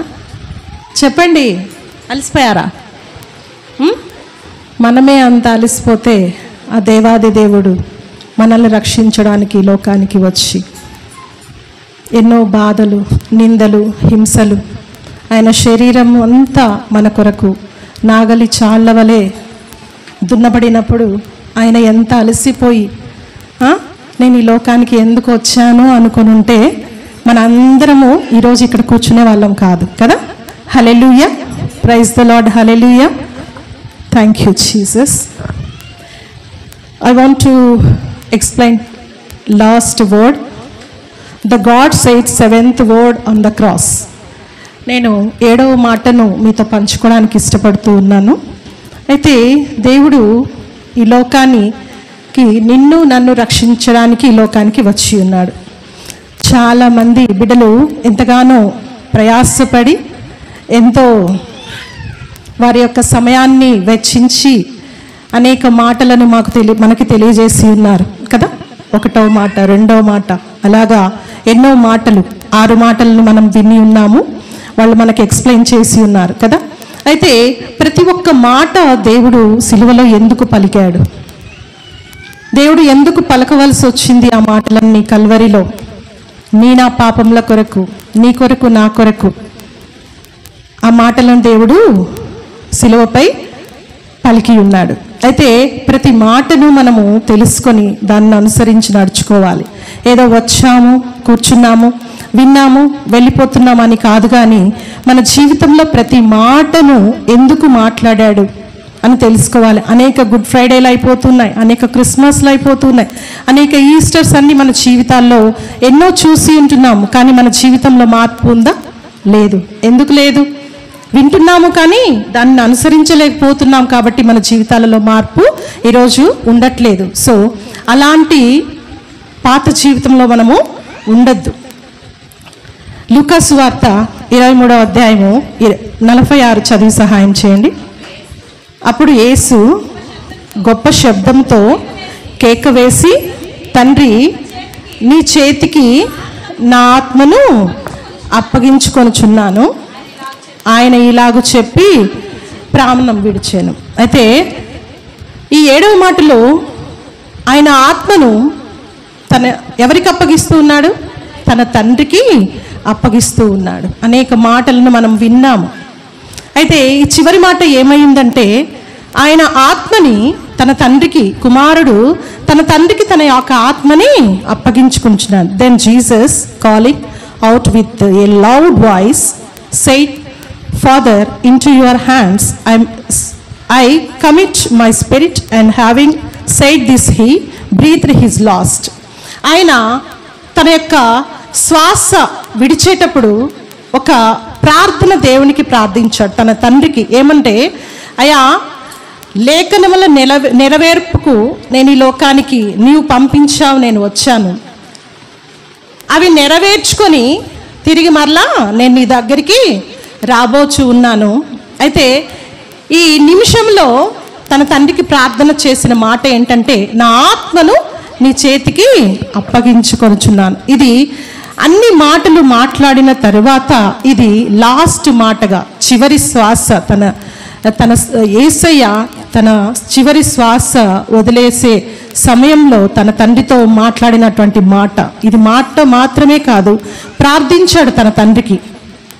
ఏమని ప్రార్థించాడంటే, నీ చిత్తము నెరవేర్పు కొరకు నేను ఈ లోకానికి వచ్చాను, నా లేఖన నెరవేర్పు అంతా నెరవేర్చాను, ఇంకా చివరి దశలో నా ప్రాణము ఉంది, నా చివరి శ్వాసని వదిలేసేటప్పుడు అయ్యా తండ్రివేళ నీకు నేను ప్రార్థిస్తూ ఉన్నాను, నా ఆత్మను నీకు అప్పగిస్తూ ఉన్నాను. అయితే తనది పరిశుద్ధమైనటువంటి ఆత్మ. యోహాను సువార్త 10:17 ఏమని రాసిందో చూద్దాము. నేను దాన్ని మరలా తీసుకొనున్నట్లు నా ప్రాణము పెట్టుచున్నాను, ఇందువలనే గాని నా తండ్రి నన్ను ప్రేమించుచున్నాడు. ఏంటంటే తిరిగి మరలా నా ఆత్మను నేను పొందుకొనున్నట్లు, ఏంటి, దేవునికి నా తండ్రికి నా ఆత్మను అప్పగిస్తూ ఉన్నాను. ఎప్పుడైతే నా తండ్రికి ఆయన చెప్పిన మాట ప్రకారము నేను ఈ లోకానికి వచ్చాను, ఆయన చెప్పిన మాట ప్రకారమే నా పని అంతటిని నేను కొనసాగించుకొని తిరిగి మరలా నా తండ్రి దగ్గరికి నేను వెళ్ళిపోతున్నాను కాబట్టి, ఆయన మాటను నేను విన్నాను, ఆయన మాటను నెరవేర్చాను కాబట్టి ఇందువలనే నా తండ్రి నన్ను ప్రేమించుచున్నాడు. ఆయన అనలేదు, అయ్యా నేను ఇన్ని బాధలు, ఇంత హింస, ఇంత కఠినమైన నా శరీరం అంతా దున్నబడి ఉంది, ప్రతి ఒక్క రక్తపు పొట్టు నేను కార్చి ఉన్నాను, ఇంకా నాకు ఓపిక లేదు అనే దేవుడు అన్నాడా? అనలేదు. ఏమంటున్నాడు? నీ చిత్త ప్రకారమే నేను చేసి ఉన్నాను ఈ లోకానికి వచ్చిన తండ్రి, అందుకనే నీవు నన్ను ప్రేమిస్తూ ఉన్నావు. తండ్రి చెప్పిన మాట కుమారుడు ఎప్పుడైతే వింటాడో ఆ కుమారునికి తండ్రి మీద చాలా గౌరవం ఉంటుంది, అలాగే ఆ తండ్రికి కూడా కుమారుని మీద ఎంతో ప్రేమ ఉంటుంది. ఎప్పుడైతే తండ్రి చెప్పిన మాట కుమారుడు వింటాడో ఆ కుమారుని మీద ఇంకా ఎక్కువ ప్రేమను పెట్టుకుంటాడు తన యొక్క తండ్రి కదా.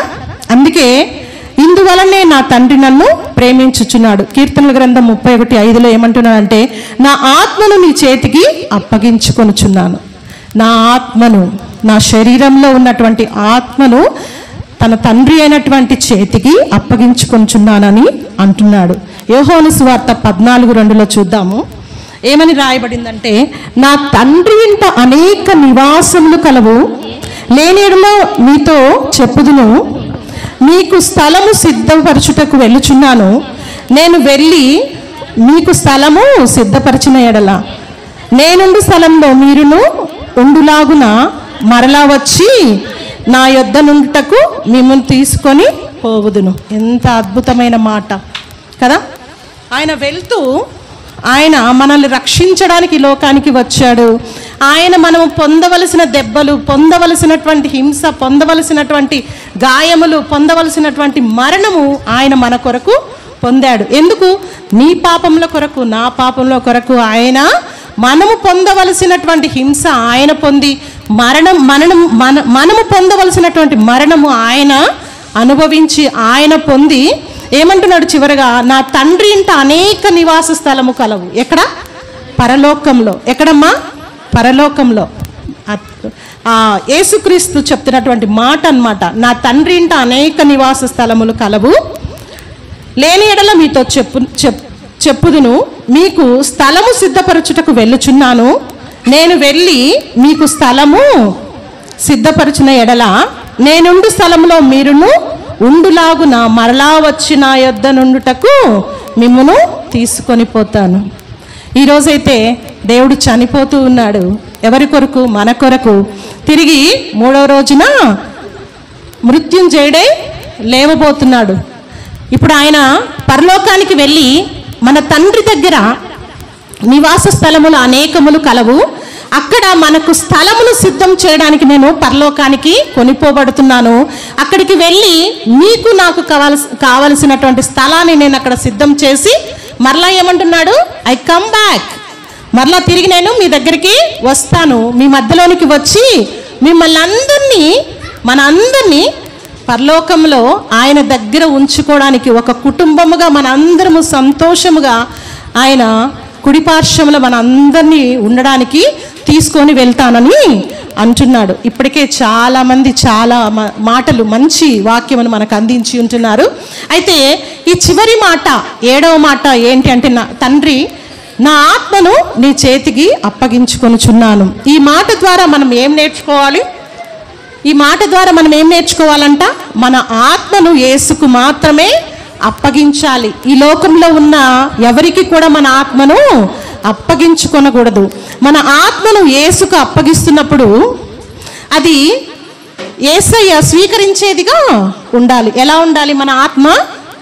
ఆయన పరిశుద్ధుడు కనుక మనము కూడా పరిశుద్ధులముగా ఉండాలి. ఒక రోజు తప్పకుండా మనము మరణిస్తాము. హల్లెలూయా. మరణం అంటే భయం కదా. హల్లెలూయా. హల్లెలూయా చెప్పినా చెప్పకపోయినా మనందరం మరణిస్తాం కదా. హల్లెలూయా. చూడండి ఎంత భయం వేస్తుందో. హల్లెలూయా. హల్లెలూయా అంటే చచ్చిపోతామా? లేదు, మనందరం కూడా ఒకరోజు ఈ లోకాన్ని వదిలేస్తాము. అయితే మన ఆత్మను ఎలా ఉంచుకోవాలని పరిశుద్ధ వాక్యం మనతో చెప్తూ ఉందంటే, ఆయన పరిశుద్ధుడు కనుక మనము పరిశుద్ధులముగా ఉండాలి. ఆయన రూపంలో మనల్ని ఏర్పరచుకున్నాడు. ఆయన చేతులతో మనకి రూపాన్ని ఇచ్చాడు కనుక ఆయన ఆత్మను మన నాసికారంధ్రంలో ఏం చేశాడు?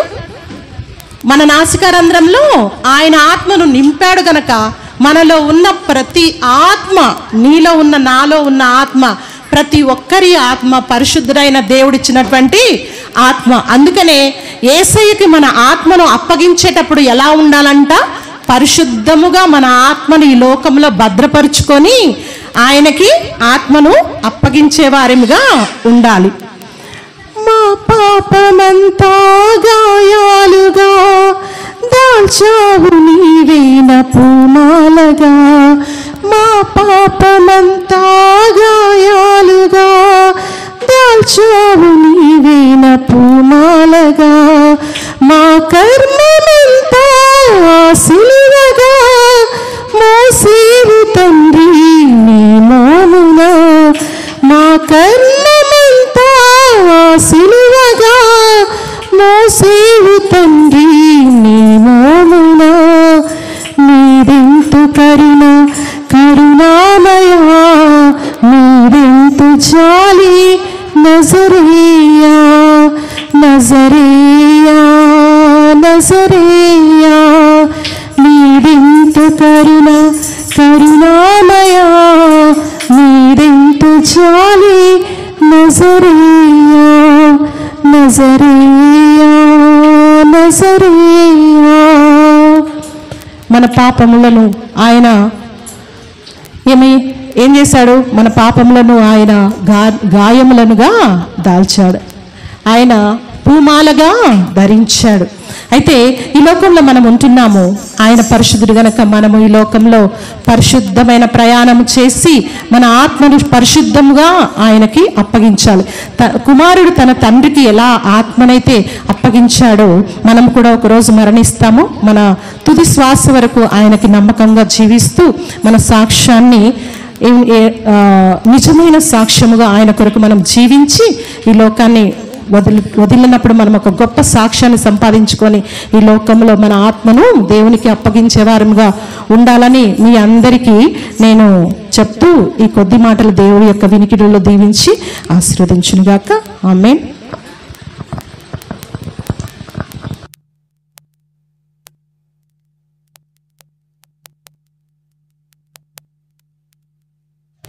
మంచిది. దేవుని ఉన్నత నామములో మనము ఏ సమయం అయితే సిద్ధపరచుకొని ఉన్నామో ఆ సమయాన్ని దేవుడు మరి క్రమంలో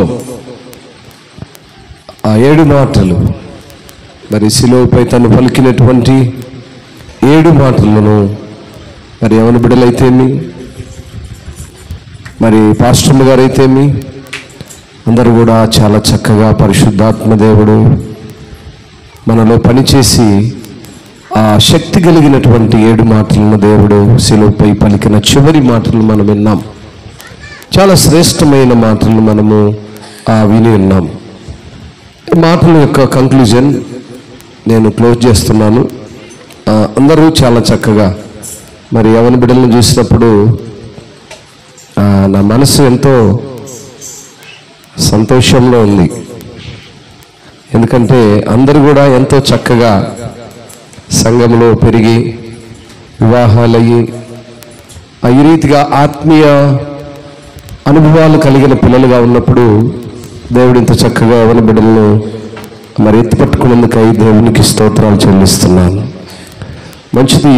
మరి మొదటి మాటను మనం గమనించినప్పుడు క్షమాపణ అనేది తెలియజేస్తూ ఉంది. ఏంటి క్షమాపణ అంటే శత్రువుని సహితము మనం క్షమించాలనేటువంటి క్షమాపణ. ఒకరినొకరు సహించుకుంటూ ఒకరినొకరు క్షమించుకునేటువంటి క్షమాపణ. రెండో మాటను చూసినప్పుడు పరదేశ్ అనగా యేసును ప్రభువుగా ఒప్పుకోవడమే రక్షణకు మార్గము, అదే పరలోకము, పరదేశం. అయితే నేడు అనేటువంటి ఈ రక్షణ దినం ఉన్నప్పుడే ఆలస్యం చేయక ఆ పరదేశంలో ఆ దొంగ ఏ రీతిగా రక్షింపబడినారో అట్టి కృపలో మనం కూడా ఉండటానికి మరి ప్రార్థించి ఆ ఎదురు చూసే పిల్లలుగా ఉండాలి. మూడవ మాటను చూసినప్పుడు తల్లి బాధ్యతలు. అమ్మను ఏ రీతిగా మరి తల్లిదండ్రులను మనము పోషించాలి. ఎంత శ్రమలో ఉన్నప్పటికీ మన బాధలేంటి, మన శ్రమలేంటి కాదు, కానీ మనమందరం కూడా దేవునిలో ఒక కుటుంబ సభ్యులముగా, కుటుంబం పట్ల బాధ్యత కలిగినటువంటి పిల్లలుగా ఉండాలి అని తల్లిదండ్రుల యొక్క బాధ్యతలు మనము కలిగి ఉండటాన్ని మరి అక్కడ యేసుప్రభువు వారు కనపరిచాడు. మరి నాలుగో మాటలో చూసినప్పుడు ఏలి ఏలి లామా సబక్తాని అనే మాటను చూస్తాం. యేసు తన తండ్రి నుండి విడిపోయే అతి కఠినమైన బాధను భరిస్తూ కూడా మన రక్షణకై ప్రేమ చూపించాడు. అలాగే మనము కూడా ఇతరులను ప్రేమించాలనే సందర్భాన్ని అక్కడ చూస్తాం. ఐదో మాటను చూసినప్పుడు దాహము అనే మాటను మనం చూస్తాం. దాహము అనే మాటకు అర్థం ఏంటంటే ఆయన శరీర దాహాన్ని కలిగిన వాడు కాదు, కానీ ఆత్మదాహము కలిగిన వాడై మరి నరకయాత్రలో నలిగిపోతున్నటువంటి బిడలు, మరి శరీరానుసారమైనటువంటి లోకంలో నలిగిపోతున్న బిడ్డల కొరకు ఆత్మలో దాహము కలిగిన వాడై మరి రక్షింపబడిన వారుగా ఆయన శిలువ మరణము యొక్క విధేయతను ఎరిగి యేసు చివరి వరకు తండ్రికి ఏ రీతిగా విధేయత కలిగి తన బాధను భరిస్తూ ప్రేమను చూపించాడో ఆ దాహాన్ని మనము ఎరిగిన వారముగా ఉండాలి. మరి చివరి మాటను మనం ఆరో మాటను గమనిస్తే సమాప్తం అనే మాటను మనం చూస్తాం. ఈ మాట ఏంటంటే గ్రీక్లో ఏమంటుందంటే టెటిలెస్తై అనే మాట ఉంటుంది. అనగా నా రుణమును నేను పూర్తిగా చెల్లించాను అనే అర్థాన్ని తెలియచేస్తుంది. ఇది ఆరో మాటగా సమాప్తం అనే మాటను చూస్తాము. చివరి మాట ఏడో మాట తండ్రితో తను మాట్లాడినటువంటి లేదా తండ్రికి తన ఆత్మను అప్పగించిన విధానం. ఈరోజు నేను మనము కూడా మరణిస్తాం. మరణం తర్వాత మన ఆత్మలన్నీ దేవుని దగ్గరికి చేరాలి. దేవుని దగ్గరికి మన ఆత్మలు అప్పగించేటప్పుడు దేవుని చిత్తములో మనము బ్రతికి మరణిస్తున్నామా, ఈ విషయాన్ని మనం ఈరోజు జ్ఞాపకం చేసుకోవాలి. చివరి మాట యొక్క అంతరార్థం ఏంటంటే మన ఆత్మను యేసుకు మాత్రమే అప్పగించాలి, ఈ లోకానికి కాదు. మన ఆత్మను యేసుకు అప్పగిస్తున్నామంటే అది యేసయ్య మన ఆత్మను స్వీకరించేదిగా బ్రతకాలి. స్తోత్రం. అన్ని ఆత్మలు దేవునికి దగ్గరకే చేరతాయి. యేసు ప్రభువు ఆత్మ కూడా ఆ తండ్రి దగ్గరికే చేరుతుంది. అయితే మనం ఈ లోకంలో బ్రతికి మన ఆత్మ దేవుని దగ్గరికి చేరుతుంది కనుక ఆ ఆత్మ చేరే సమయానికి దేవుడు మన ఆత్మను చేరుకునే విధముగా లేదా చేర్చుకునే విధముగా మనము బ్రతుకున్నాము లేదో పరిశీలించుకొని పరీక్షించుకోవాలని తెలియజేస్తూ ఈ 7 మాటలను బట్టి దేవుడు మరి ఎంతో సంతోషిస్తున్నాడని నేను నమ్ముతూ ఇంకా బలమైనటువంటి సాధనాలుగా ప్రతి బిడ్డకు ఆత్మ నడిపింపును మరి ఆ ఉన్నతమైనటువంటి విధేయతను కలిగిన పిల్లలుగా ఉండాలని తెలియజేస్తూ దేవుడి మాటల ద్వారా మరి ఆయన యొక్క వినికిడిలో మాట్లాడిన ప్రతి బిడ్డను విన్న ప్రతి విశ్వాసిని దేవుడు దీవించి అధికమైన దీవెనలతో ఆశీర్వదించి ఈ యొక్క శుభ శుక్రవారపు దీవెనలు ఆశీర్వాదములు ప్రతి కుటుంబంపై నిండారుగా కుమ్మరించబడి ఆధ్యాత్మిక స్థితిలో ఆత్మలో విధేయత కలిగిన వారై దేవుడు యేసు ప్రభువారు ఏ రీతిగా నీ కొరకు నా కొరకు శిలువలో అప్పగించబడ్డాడో ఆ విషయాన్ని ఎరిగిన పిల్లలుగా, తల్లులుగా, కుటుంబాలుగా,